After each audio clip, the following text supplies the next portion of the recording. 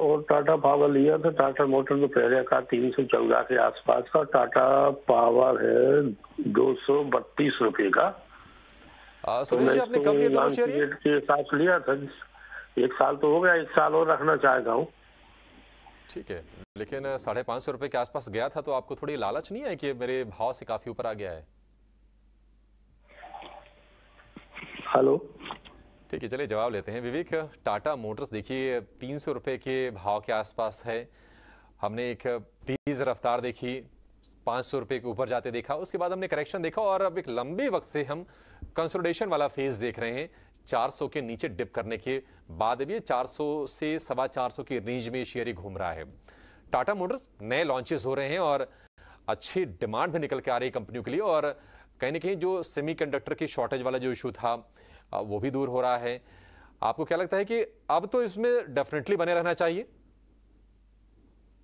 अभिषेक, देखो, सेमीकंडक्टर तो क्या है कि कॉमन प्रॉब्लम है, सब ऑटोमोबाइल कंपनीज को वो इफेक्ट करती है, तो उसकी बात मैं नहीं करूंगा। लेकिन जो Tata Motors stand alone business model है उनका, कंपनी शानदार है। अगर आप मतलब अगले 5 साल प्लस अगर होल्ड कर सको तो हो सकता है कि बहुत अच्छा करे यहाँ से, क्योंकि मैनेजमेंट बहुत क्लियर है कि यहाँ से डेट कम करना है वगैरह। लेकिन शॉर्ट टर्म में दिक्कतें बहुत है अभिषेक, पर्टिकुलरली यूरोप में जो हो रहा है, तो उसके कारण कंपनी आगे चल के परफॉर्म इतना कर पाएगी क्या? मुझे लगता है कि ये मतलब 450, 420 इस रेंज में ही आपको घूमते हुए दिखते रहेगा।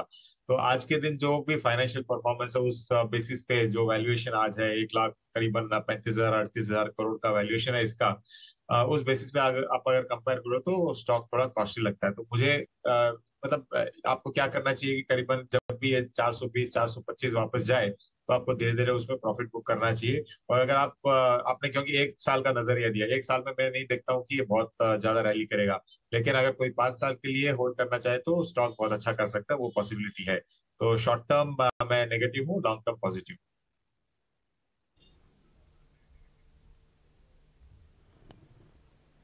टाटा मोटर पर ये व्यू है, लेकिन टाटा मोटर्स पर ये व्यू है, लेकिन टाटा पावर का भी शेयर है। 235 रुपए के आसपास के भाव बता रहे थे। इस पर मंदार आपसे राय जानना चाहेंगे। देखिए, टाटा पावर 300 रुपए के आसपास तक भाव गया, फिर वहां से ये शेयर करेक्ट हुआ, 200 के पास आया, और हम लंबे वक्त से देख रहे हैं कि ये शेयर इसी के आसपास है। तो जो जिन ट्रिगर्स के चलते चला था शेयर, ये रिन्यूएबल का, चार्जिंग स्टेशन का, कहीं ना कहीं वो डिस्काउंटेड शायद है इस प्राइस में। आपको क्या लग रहा है, चार्ट्स क्या इंडिकेट कर रहे हैं यहां से? कि ये जो सारी पॉजिटिव बातें जो हमें सुनने को मिल रही थी, व्हाट्सएप फॉरवर्ड्स पे आ रही थी, पढ़ने को मिल रही थी और लोग बोल रहे थे, तो ये सारी चीजें जो है वो डिस्काउंट हो चुकी है। और उसी के वजह से ये जो जिस तरीके का मूव हमने 2020 से अब तक का देखा है, यानी 30 रुपए से ये स्टॉक ऊपर में 290 रुपए तक चला, 10 टाइम्स का एप्रिसिएशन, 1.5 साल में ये इस तरीके का मूव देखने को मिला। तो वो सारे जो पॉजिटिव्स हैं उसी के वजह से इस तरीके का मूव इस स्टॉक में बना। और मेरी राय तो रहेगी कि अगर आपका लॉन्ग टर्म व्यू है तो जरूर पोजीशन होल्ड कीजिए। फिलहाल ये स्टॉक 190 और 200 का इस स्टॉक में सपोर्ट बनता है, ऊपर में 250 से लेके 290 इस तरीके का रेजिस्टेंस बनता है। तो ये जो रेंज है, ये अगले 2 साल इसी तरीके से ये स्टॉक ये रेंज में ट्रेड करने वाला है। तो ये जब तक लेवल्स ब्रेक नहीं होती तब तक इसी में कंसोलिडेशन चलेगा।